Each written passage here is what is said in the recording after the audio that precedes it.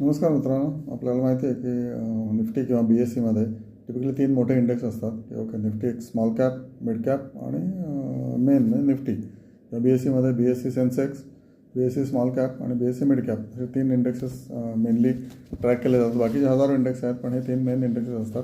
तर आता आपण स्मॉल कॅपबद्दल बोलू. ओके, निफ्टी स्मॉल कॅप 250 म्हणजे 250 स्मॉल कॅप शेअर्स ज्याच्याबद्दल मी बोलतो. याची मार्केट कॅप आहे 48 lakh crore. Okay, total market cap तुम्हाला माहिती आहे 350 ते 400 लाख कोटी असते. ओके, त्याच्यापैकी स्मॉल कॅपची मार्केट कॅप टिपिकली 48 म्हणजे समजा 50 लाख कोटी तुम्ही धरा.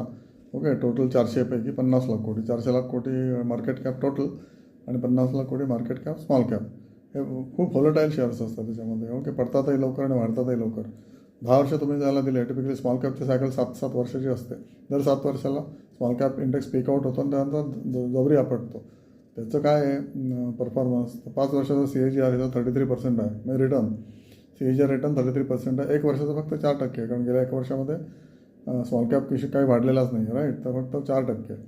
10 वर्षाचं रिटर्न किती आहे? CAGR 16.8% आहे. तर 10 वर्ष आणि 5 वर्ष हे मी नेहमी का सांगत असतो तुम्हाला, तर त्याच्यामध्ये रिस्क इव्हन आउट होऊन जातात. त्याच्यामुळे 5 वर्षाचे 10 वर्षासाठी तुम्ही जर पैसे लावले तर तुम्हाला बघा 10 वर्षासाठी 17% आणि 5 वर्षासाठी 33% CAGR आहे. ओके, आणि 1 वर्षासाठी फक्त 4%. त्यामुळे 1 वर्षासाठी लावले तर तुम्हाला मिळू शकतात पैसे, किंवा जाऊ पण शकतात. त्यामुळे 1 वर्षाचं कधीच तुम्ही होरायझन ठेवायला नाही पाहिजे स्मॉल कॅपमध्ये किंवा इव्हन इंडेक्समध्ये. ओके, नंतर हाय याचा किती होता? तर 18,700 हाय होता आणि आता तो 17,800 रुपयाला हायच्या जवळपास गेलेला आहे. पण आता हायर हाय बनवणारा असं मला वाटतं आहे. ते झाली स्मॉल कॅप इंडेक्सची स्टोरी. आणि हा स्मॉल कॅप इंडेक्स गेल्या 4 वर्षामध्ये जवळजवळ त्यांनी 3 ते 4 अपॉर्च्युनिटीज घ्यायच्या दिलेल्या आहेत तुम्हाला, की पडलेला आहे म्हणून, आणि 3 ते 4 अपॉर्च्युनिटीज विकायच्या पण दिलेल्या आहेत. आणि तेव्हा जर तुम्ही विकले असते आणि परत जर थांबून घेतले असते 6-6 महिने थांबून, तर तुम्हाला अल्फा जनरेट करता आला असता. अल्फा जनरेट करता आला असं म्हणजे काय? मार्केट रिटर्नपेक्षा 2 ते 3% तुम्ही जास्त नफा कमवू शकला असता. त्याला म्हणतात अल्फा रिटर्न. सेन्सेक्समध्ये गुंतवले तर काय सगळेच कमवतात, राईट.